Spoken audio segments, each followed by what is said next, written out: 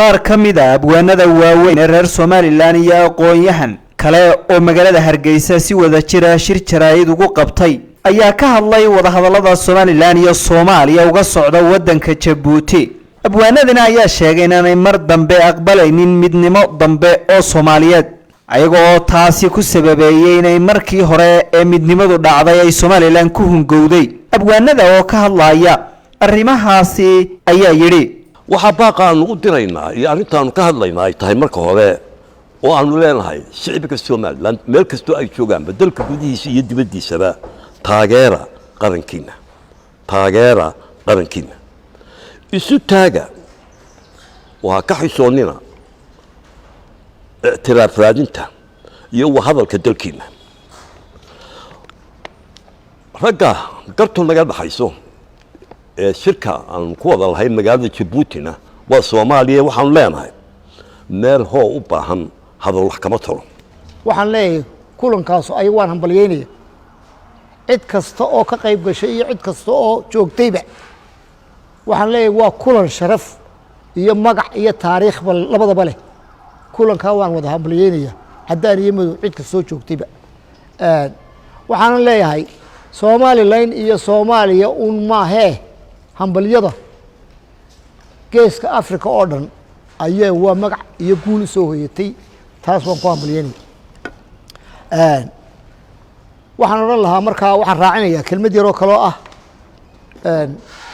ninkii la oran jiray Allahu naxariistay Cabdikariin Xaaji Ducaale oo wariye khataraha ayaa wafti raacay dabeetana magaalada soo galeen magaaladii baa dabeetana lagu soo dhaweeyay si wanaagsan baa loo qabtay dabadeetana markay ayay nimankii uu la hadlay wuxuu yiri waryaareen soo dhaweyntiina way wanaagsanayd laakiin sagootigu yidi ka xumaanay guud dadkii ururka iyo shirka isugu yimi ee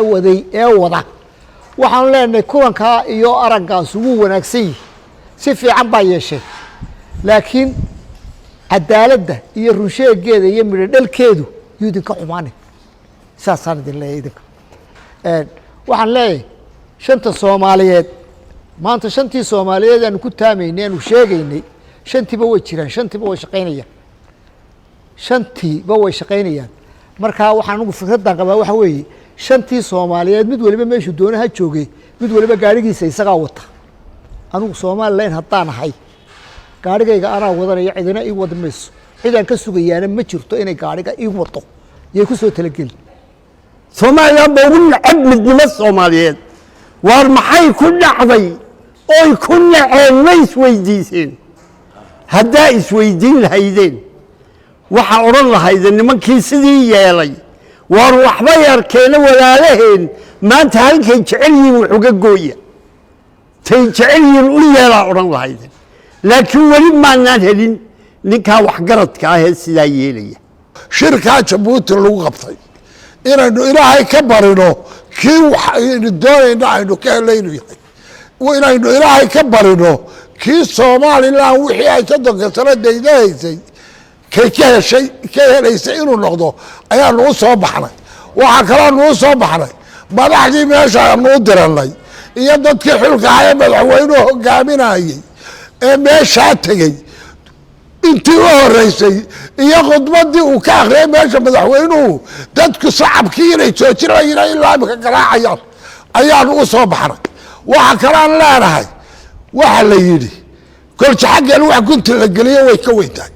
kol jaxageen wax gunti la galiyo way ka weyntahay Somaliland صدرنا واجبيت ما يكون شرتي صدرنا واحد لا سلعي سينا صار نصه أي بوجه هذه الأيضا اعتراف بيدايسي معناتها دم بس هي هذا الجود كي بتكون وحكوا هذا رئيس سماها وهذا الكيان وكل أيها خد بدي مدحوين وسيدوا يجري وعني شيء يا وإحنا مرة يا أو كلمتشرو واعترافكم أو كلية إن أنا سيسان Soomaali oo dhan ma la hadlaya inshallah wixii ka dhacay Djibouti halkana maanta Hargeysa umadu ku raacsan tahay inay Somaliland u garnaqsatay markii koowaad meel dunida oo dhan ay joogto shirkan wuxuu kaga duwan yahay shirarkii kale inta badan wax la isugu imanayay oo la isu warfadhiyay Jamhuuriyadda Somaliland iyo Soomaaliya oo isu fadhiya laakiin markan waa mar ay adduunyadu meel ay fadhido ay somaliland garteedii kugu garnaqsatay kana turjumay khudbaddii madaxweynuhu jeediyey aniga waxay ila tahay fariinta aynu maanta isu sheegi karaynaa waa intaa wixii intaa ka dambeeya iyo go'aamada la gaadhay rasmiga ah waxaynu sugaynaa ilaa saacadaha soo socda taas baynu ka falcelin doonaa waayo markaynu hayno xaqiiqda rasmiga ee soo baxday ayaynu ka falcelin karaynaa cali fahad sab t v hargeysa adeega cusub ee shirkadda dahabshiil iyo ii-dahab casriyeynta hanaanka cusub ee xawilaadda dahabshee haddaba macmil adeegan cusub ee casrigaahi waxa uu kuu sahlayaa in adigoo jooga gurigaaga hoose goobtaada shaqo